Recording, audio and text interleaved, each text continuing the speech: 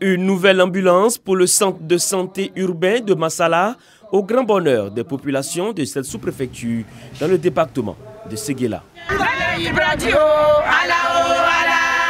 Depuis l'année 2007, on avait une ambulance jusqu'en 2000 et cette ambulance a roulé jusqu'en 2020. Et celle que le conseil régional nous apporte ce matin est vraiment la bienvenue. Nous sommes en sécurité. Dès qu'un centre périphérique fait appel, immédiatement l'ambulance se déplace pour aller prendre le malade et le conduire au centre de référence qui est le CHR de Séguéla. La nouvelle ambulance du CSU de Massala est offerte par le conseil régional du Ourodougou. Elle va permettre au personnel soignant de mieux assurer l'évacuation sanitaire des malades vers les centres de santé de référence du département. Mamadou Dosso, représentant Bouaké Fofana, président du conseil régional du Ourodougou, invite le personnel médical à utiliser cette ambulance à bon escient. Je voudrais encore une fois de plus remercier le président Bouaké Fofana pour ce don personnel de sa part. Je souhaite humblement demander au premier responsable du centre de santé de Massala d'en faire bon usage. En 2021, plus de 6000 consultations ont été enregistrées dans cet établissement sanitaire.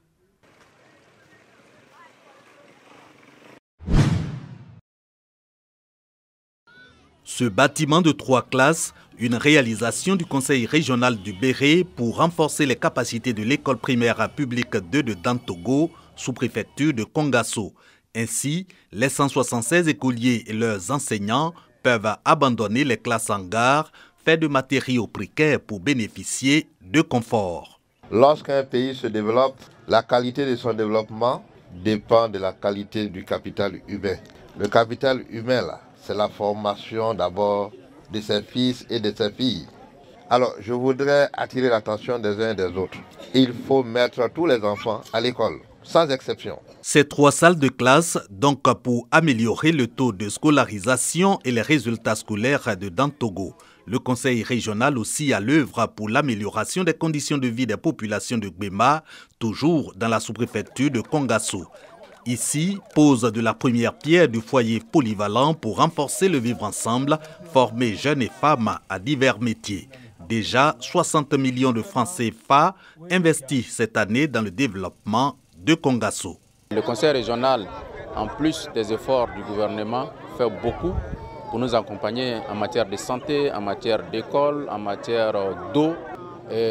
Nous ne pouvons qu'être heureux. Nous avons réalisé 22 salles de classe au niveau de la sous-préfecture, des logements sociaux pour les enseignants et le corps médical, un château d'eau à Soukrouban, des infrastructures scolaires et sanitaire. Avant cette remise et ce lancement de travaux de construction d'infrastructures, première session du conseil régional du Béré.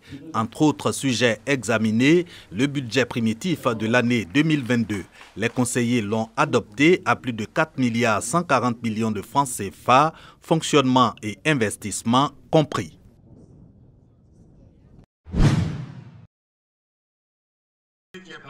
Sur le ton de la reconnaissance au président de la République, Kofi Nguessan Lataye, à la tête de la région du Zi, égrène le chapelet des actions posées et infrastructures réalisées au bénéfice des populations et localités de cette région. Il est programmé un centre de santé intégré, une maternité indispensable pour les grands. C'est programmé pour 2023. Il y a aussi l'hydraulique villageoise améliorée, qui est programmé pour les villages grands. Le développement est incolore et inodore. Il faut prendre les gens capables de nous permettre d'avancer. C'est ça qu'on recherche. Une autre action inscrite à ce chapelet, l'électrification des villages grands dans la sous-préfecture de Bengasso, département de Bokanda. Ce sont 4 localités qui ont nourri l'espoir d'être reliées au réseau électrique national depuis 1980.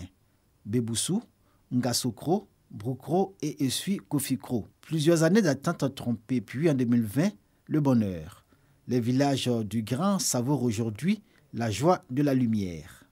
L'activité commerciale et économique est en progression et le visage de ces villages rayonne et s'illumine de l'éclat de leur réverbère. L'électrification, une avancée notable dont profitent toutes les populations des villages grands. Avant, on marchait à pied pour aller à Bengassou pour aller payer poisson. Quand j'ai eu courant dans mon village, j'ai fait une poissonnerie ici. Donc je suis très contente. Alors on ne marche plus. Tu te couches, tu sors à 6 h, tu viens payer poisson, tu t'en prépares. Le soir, les femmes ne souffrent plus. On ne fume plus poisson. Tu te laves, tu viens, tu quittes au champ, tu viens payer ton poisson, tu t'en prépares. Donc je suis très contente d'avoir courant dans mon village. Nous avons des restaurants qui naissent, nous avons des bars qui naissent, nous avons l'eau glacée, nous avons la possibilité de charger l'eau portable. Ça nous ouvre sur les voies du développement. Si le gain aujourd'hui est sorti des ténèbres, ces populations clament à l'envie qu'elles le doivent au président de la République, Alassane Ouattara, grâce à sa politique pour le progrès et le bien-être de tous les Ivoiriens. 2 ans après l'obtention de la lumière, elles lui traduisent leur reconnaissance à la faveur de la mise sous tension officielle des 4 villages, sous le parrainage du président du conseil régional du ZI. Derrière la joie et la fierté manifestées par tous, la question de l'abonnement individuel à un compteur reste la préoccupation de la population et le défi des cadres du Grand. La bonne nouvelle, c'est qu'il y a une politique sur le plan social. Il y a un projet qui va bientôt permettre aux populations défavorisées de pouvoir avoir l'électricité. Et nous allons travailler dans le silence pour que cette politique puisse voir le jour et permettre à tous les parents qui n'ont pas les moyens d'avoir l'électricité chez eux. Grâce au président de la République, ces villages se réveillent avec la lumière de la nuit. Bientôt, ils auront le bénéfice du branchement social qui fait 2000 francs pour que l'électricité ne soit pas seulement dans les rues, mais dans les ménages. Entre 2018 et 2022, le nombre de localités de la région du ZI reliées au réseau électrique national est passé de 86 à 385. Un bon quantitatif observable dans tous les domaines du développement, notamment l'éducation et la santé. Bengassou, chef-lieu de sous-préfecture, dispose à nouveau de son ambulance, immobilisée pendant plusieurs mois pour cause de panne et aujourd'hui remise en l'état par le conseil régional du ZI. Des centaines de femmes venues de tous les quartiers de la ville de Dimbokro participent à une séance de fitness, une façon d'entamer la journée consacrée aux droits de la femme en pleine forme. Après le sport, place à la réflexion. Une conférence sur le rôle des femmes dans la société a fait l'objet d'échanges. Une femme doit être courageuse, battante. Une femme ne doit pas mendier. Parce que Dieu lui a donné cette force de pouvoir réaliser beaucoup de choses. Donc la femme doit persévérer dans tout ce qu'elle entreprend et ne pas baisser la main, manger le pain de paresse. Parce qu'elle doit relever le défi. Se lever, se battre. On ne donne jamais rien, il faut aller l'arracher. Et c'est ce que nous allons faire. Nous sommes à la tâche essentielle en train de se faire et nous avons espoir. Les femmes issues de différentes associations de Dimbokro ont défilé. Elles ont aussi exécuté des pas de danse et présenté des sketchs. Des activités par lesquelles ces femmes entendent s'affirmer et montrer ce qu'elles peuvent apporter au développement culturel de Dimbokro. Admiratives et séduites, les autorités se sont engagées à soutenir la cause des femmes pour leur pleine autonomisation et la reconnaissance de leurs droits. Mais avec le changement climatique, c'est difficile, alors que nous devons manger. Et c'est ces femmes-là qui vont chercher la nourriture pour apporter. Donc il va falloir, je ne dirais pas peut-être mécaniser l'agriculture, mais donner les moyens pour que les femmes puissent travailler dans les meilleures conditions. Aujourd'hui, s'il faut faire de la tomate, on a besoin au moins des motopompes. Si la femme doit faire d'autres activités, on est dans une période de sécheresse.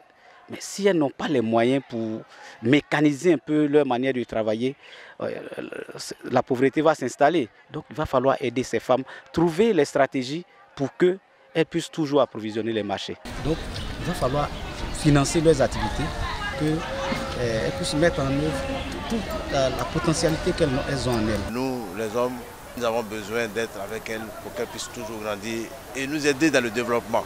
Un concours culinaire, dernier volet de la célébration du 8 mars à Dimbokro, a permis la découverte des meilleures cuisinières de la ville. Ces femmes ont reçu des prix pour leur illustration. Parmi elles, certainement, des futurs entrepreneurs dans le secteur de la gastronomie au bénéfice du tourisme dans la région d'Unzi.